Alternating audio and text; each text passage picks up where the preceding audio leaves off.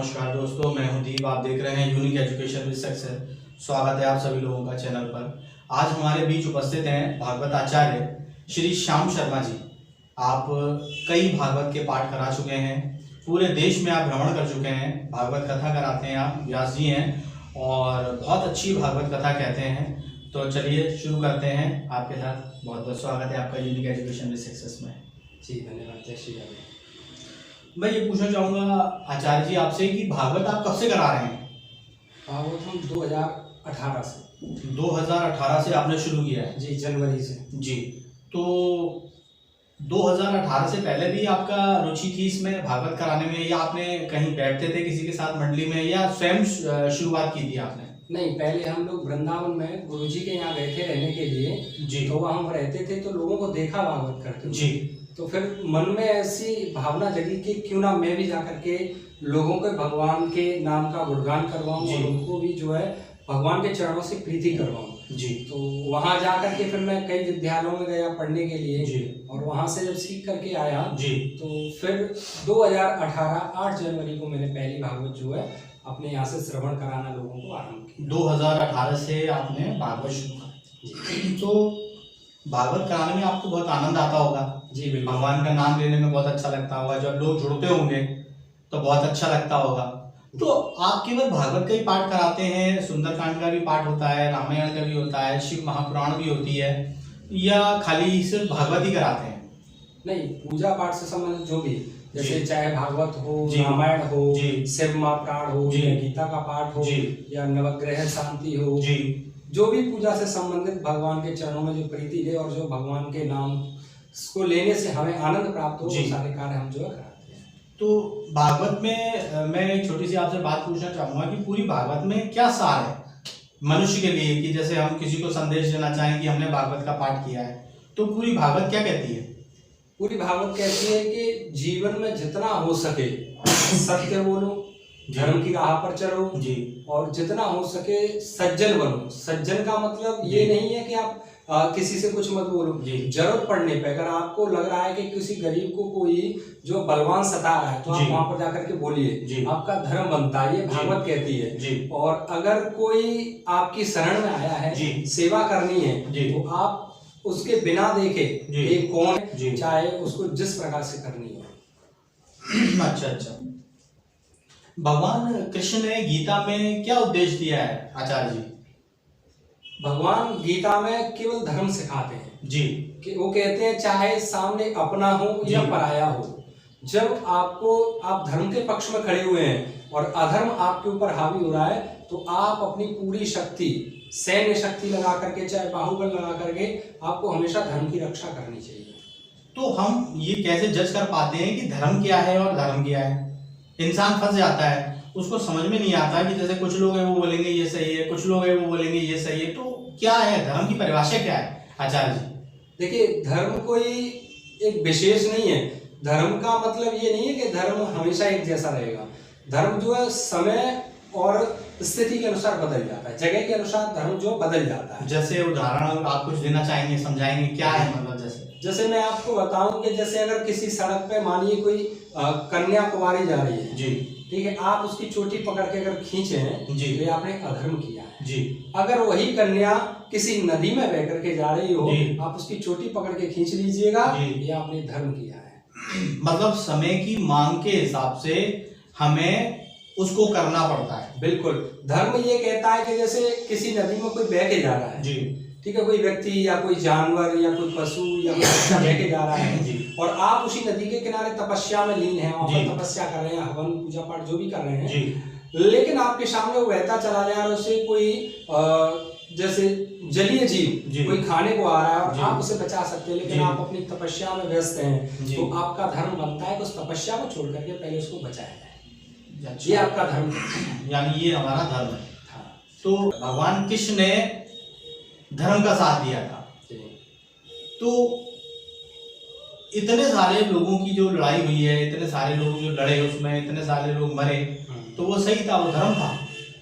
नहीं, भगवान कृष्ण ने तो केवल लोगों को समझाया जी कि देखो तुम दोनों आपस में मिलकर के रहो जी, और जो अपने भाई का हिस्सा है जी, वो अपने भाई को दे दो जी, तो वो कुछ कर दूंगा जी, लेकिन वहां दुर्योधन अधर्म कर रहा है, वहां भाई का हिस्सा खाने को बैठा है, जी, भाई को भाई का भाग के देना नहीं चाह रहा है, जी, वो कहता है नहीं मैं उनको सुई की नोक के बराबर नहीं दूंगा। जी, तो वहां फिर जब अधर्म होता है जी। तो भगवान जब भी आते हैं तो धर्म का साथ देते हैं, धर्म का साथ कहते हैं कि जब जब हुए अधर्म की हानि जी, बाढ़े असुर महा अभिमानी, जी, जब जब धर्म की हानि होती है असुरों का बोलबाला बढ़ जाता है जी, तब तब धरे प्रभु विविध शरीरा, भगवान अनेक रूपों में तब तब विविध शरीरा जी, हरे सज्जन पीड़ा, और भगवान आकर के जो है सज्जनों के संत जो लोग होते हैं जी। उनकी जो पीड़ा को कष्ट को हर लेते हैं। जी। तो जब पांडवों के साथ में अधर्म कर रहे थे कौरव जी। तो भगवान ने धर्म का साथ दे करके उनको बचाया।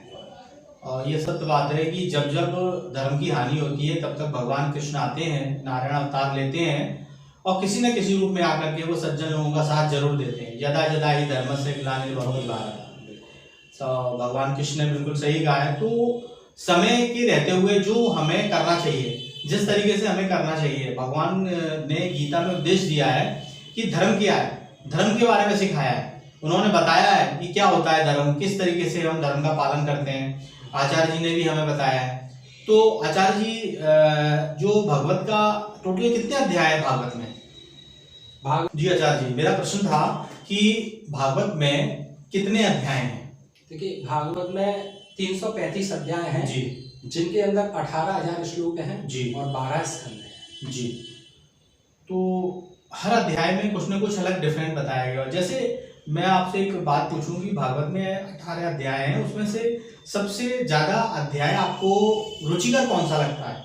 किसको पढ़ने में आपको बहुत आनंद की अनुभूति होती है?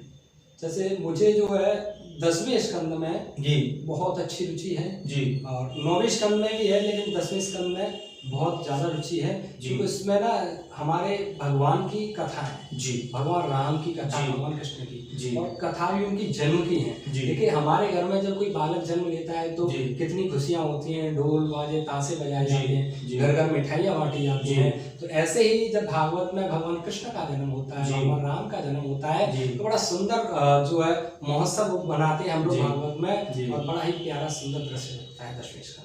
हमेशा जब भी भगवान नारायण ने अवतार लिया है तो भगवान शिव जो है जरूर आते हैं उनको देखने के लिए और उनके दर्शन करने के लिए आते हैं। तो जब भगवान का जन्म हुआ है, हर्षोल्लास मनाया जा रहा है, तो वो अध्याय आपको बहुत पसंद आता है उसमें? जी बिल्कुल। बहुत अच्छा लगता है, बहुत आनंद लगता है। नंद के आनंद भयो जय कन्हैया लाल की, बड़ा अच्छा होता है। तो उसके अलावा कोई और अध्याय?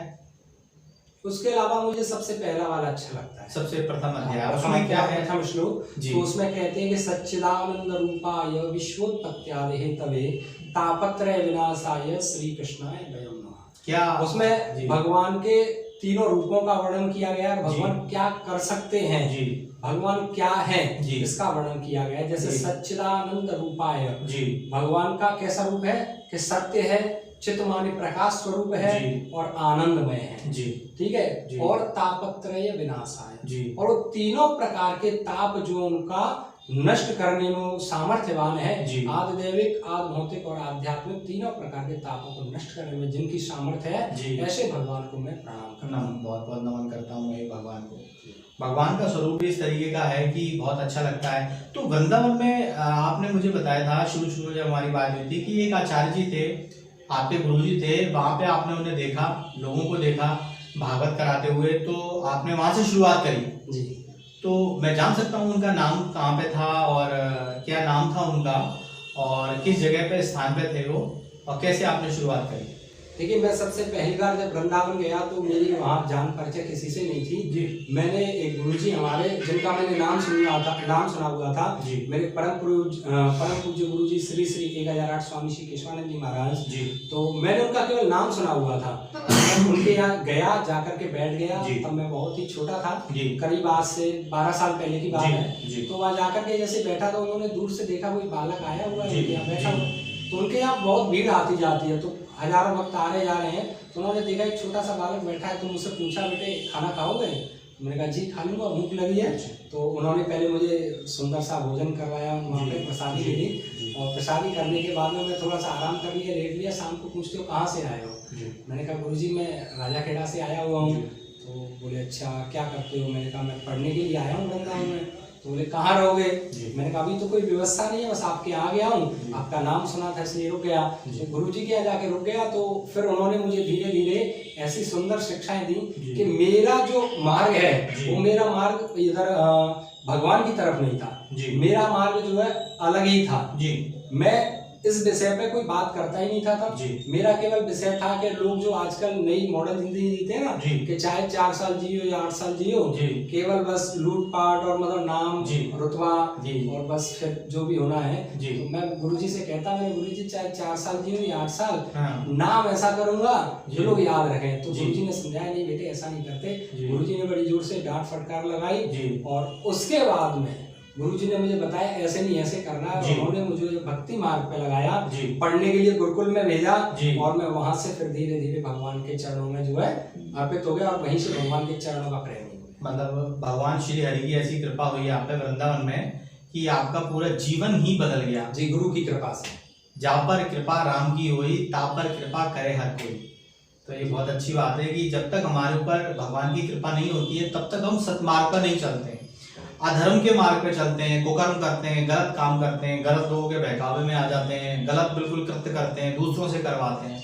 लेकिन जब हम सही मार्ग पे आ जाते हैं, सत्य मार्ग पे आ जाते हैं, अच्छे मार्ग पे आ जाते हैं, तो हमारे अंदर एक सकारात्मक ऊर्जा उत्पन्न हो जाती है और हम सकारात्मक सोचने लगते हैं, हमारी सोच सकारात्मक हो जाती है। यही हमें आचार्य जी ने बताई। तो बस इसी के साथ मैं आपसे विदा लेना चाहूँगा आचार्य जी। और कोई एक श्लोक आप हमें श्री भगवत का या भगवत गीता का आप हमें जरूर बताएं, जैसे सुनने के बाद और हिंदी में उसको हमें समझाएं, जो आपको श्लोक बहुत प्रिय हो, ताकि सभी लोग उसको सुन सकें और उसका आनंद ले सकें, उस श्लोक का, भगवान के नाम का ज्ञान प्राप्त कर सकें। लेकिन मैं तो यही कहना चाहूँगा कि ये जीवन जो है अमूल है और भगवान की बड़ी कृपा से 84 लाख योनियों में से होने के बाद में तब जाकर के हमें ये मनुष्य योनि मिलती है। और उसमें भी हमें भारत जैसा देश मिला है। भारत में भी हमें यहाँ पर भगवान कृष्ण और भगवान राम की जन्मभूमि के पास में भगवान जहाँ कृष्ण नंगे पैर घूमे हैं वहाँ पर हमें जन्म मिला है। मैं दर्शन करता रहूँ और ऐसे कर्म करूँ जो सदैव भगवान के चरणों में मेरी प्रीति बढ़ती है। बस केवल मैं यही कहना चाहूँगा। और बहुत बहुत धन्यवाद आपके यूनिक एजुकेशनल में जिसमें आपने अब मुझे बुलाया, और बहुत बहुत धन्यवाद। जय श्री राधे। जय जय श्री राधे। जय जय, बहुत बहुत धन्यवाद आचार्य। जय जय श्री राधे। Thank you.